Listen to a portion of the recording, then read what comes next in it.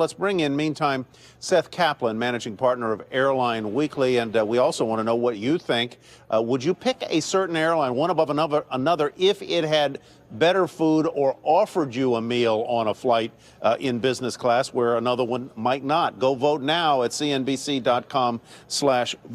Seth, I gotta say, I can't imagine that an airline's food or its willingness to provide me with a meal would tip me one way or another. Price is more important to me, and schedule is more important to me.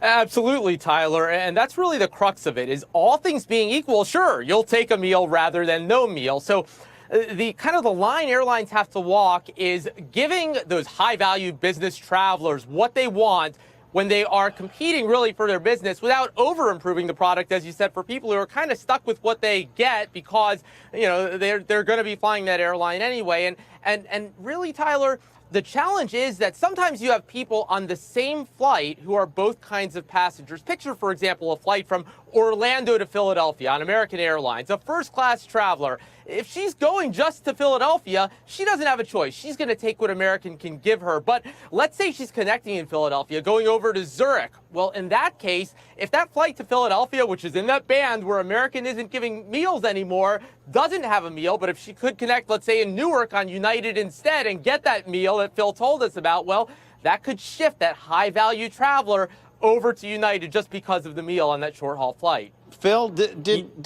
you know whether the airline, in this case United Continental, through market research found that this could be a real point of differentiation and sale? Well, I'm not sure how much of a differentiation it's going to be for United. I don't know if that's, in fact, the main reason they're doing this. Let's be clear. United has been struggling over the last couple of years when it comes to service. It has been knocked repeatedly by surveys and by frequent flyers who are saying, you know what, your service is not good at all. And I think they're making a concerted effort to improve things. I think at the end of the day, this can only help United. It doesn't hurt them. And really what people want, what Seth has alluded to, is you want to have prompt service. You want to have friendly service. You give me that and you leave on time, I'm happy. You give me a meal, that's great, but it's not going to be the reason I fly. Yeah, that's kind of where I am on it, Phil. Let's look at our locked-in vote, folks, Seth and Phil. Would you pick an airline if it had better food?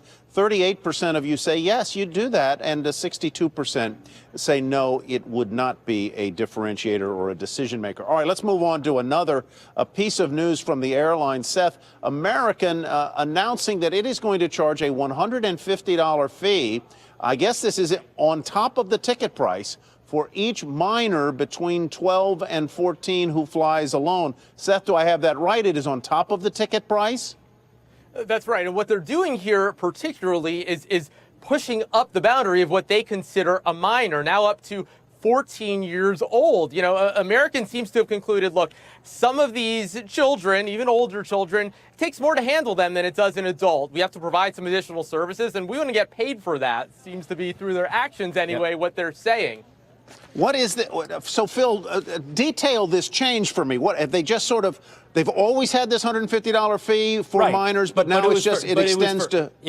Correct. It was for minors up to, I believe, 11 years old, and now they've extended up to 14. I would love to know how many unaccompanied minors there are between 11 and 14 who fly.